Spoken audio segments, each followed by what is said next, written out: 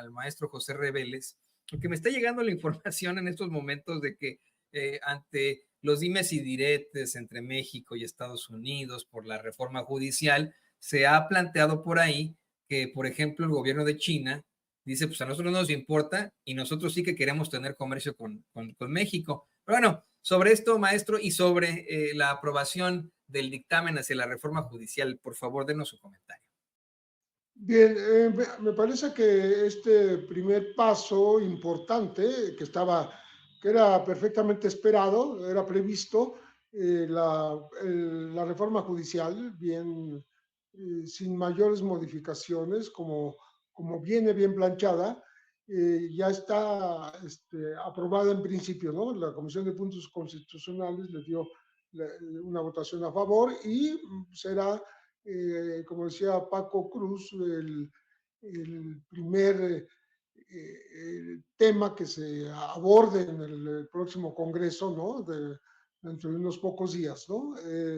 Creo yo que este intervencionismo por parte del embajador Ken Salazar, amenazando que podría afectar incluso las inversiones y al Tratado de Libre Comercio, el TEMEC, es una repetición del espantajo que se hizo con este mismo tratado cuando se estaba discutiendo, se iba a aprobar en 1994, se estaba en plena discusión con Estados Unidos y Canadá, cuando entonces se puso como precondición de aceptación de un país como México con estas potencias de Estados Unidos y Canadá, el que hubiera un respeto a los derechos humanos. Y por eso se promovió, se empujó, digamos, se obligó a la creación en tiempos de Carlos Salinas de Gortari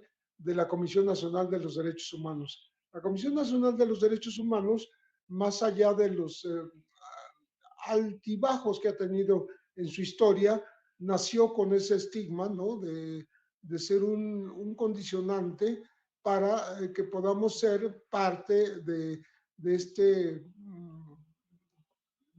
grupo de 3 países que tienen un tratado de libre comercio, ahora el TEMEC ahora, ¿no? Entonces, ese condicionamiento que puede haber sido una iniciativa obligada para México, pues porque recordarán ustedes que la Comisión Nacional de Derechos Humanos se hace precisamente en México en tiempos de Carlos Salinas de Gortari. El primer presidente es Jorge Carpizo y atiende a estas exigencias internacionales. Bueno, ahora tenemos como agitando el espantajo del TEMEC, que podría tener repercusiones esta reforma judicial precisamente en este tema. Y qué bueno que nos está recordando Toño esta declaración de China. Pues aquí estamos nosotros, ¿no? Que podemos comerciar con México sin problema, como siempre se ha dicho, como una forma alterna. México nunca ha abandonado la posibilidad de pues enlazarse de manera más estrecha con todos los países de Asia-Pacífico, ¿no? Para que no dependamos exclusivamente del Tratado de Libre Comercio. Me parece a mí que las la independencia, la soberanía, pues la libertad como país soberano de México están sobre cualquier tratado, como lo dijo ya el presidente Andrés Manuel López Obrador. Y resulta que después de las críticas que hace en nombre seguramente de los inversionistas Ken Salazar, lo secunda inmediatamente la American Chamber of Commerce, ¿no? Y después de estas críticas pide un diálogo, ¿no? Y entonces lo que hace Andrés Manuel es dejarlo en stand-by, ¿no? Así como en, en suspensión no rompe relaciones con Washington, ni mucho menos, pero sí deja un poquito de lado a Ken Salazar, en tanto se avanza en México en la reforma judicial. Creo que vale la pena comentar que de última hora se incorporó el tema de los jueces sin rostro, propuesto por la diputada morenista Lidia García Anaya, tomando pues como ejemplo lo que ocurrió en Italia, pero en nuestro continente, tanto en Colombia como en Perú como en Brasil, en donde se utilizaron este tipo de jueces en temas de alto perfil como el narcotráfico, el terrorismo, el crimen organizado, y que le dan pues una cierta seguridad, una, se preserva la seguridad de los propios jueces, pero también se preserva la identidad de los juzgadores para no ponerlos en peligro cuando están pues juzgando justamente a la alta delincuencia, ¿no? Organizada y a la no organizada, y en temas muy sensibles.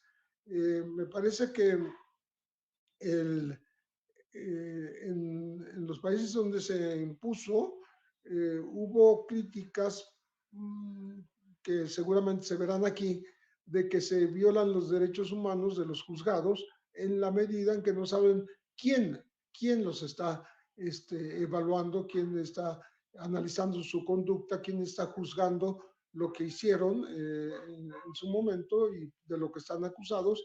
Y obviamente se emplea el pretexto de los derechos humanos para no permitir que opere lo de los jueces sin rostro. Es un tema pues viejo en Colombia, en el 91, si no me equivoco, es cuando se puso a partir del decreto 2790 y operó durante mucho tiempo, sobre todo con el tema de los extraditables en aquella época que eran pedidos por Estados Unidos, los grandes capos como Escobar, como los Rodríguez Orejuela y otros, y se mezcló una cosa con la otra. Creo que es interesante analizarlo, ver qué va a pasar en México, si realmente se va a aprobar y de qué manera va a funcionar, cómo se van a escoger estos jueces, eh, cómo, cómo se le... el problema es que de todas maneras, por más allá, por mucho que se proteja la privacidad y la identidad de estos jueces, los delincuentes organizados tienen la capacidad suficiente para saber quiénes son, para saber quién es su familia, dónde viven, cuál es su domicilio, etcétera, y ese es el gran riesgo. ¿Cómo se van a poner los candados para que eso no ocurra?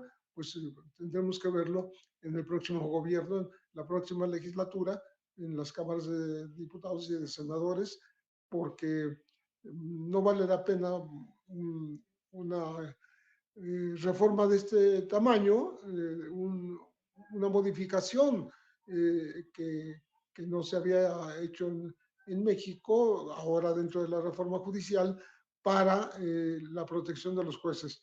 Sí ha habido acá casos de juzgadores que después han sido atacados, uno de ellos en el siglo pasado en Morelos, y otro más recientemente en Colima y en Nayarit.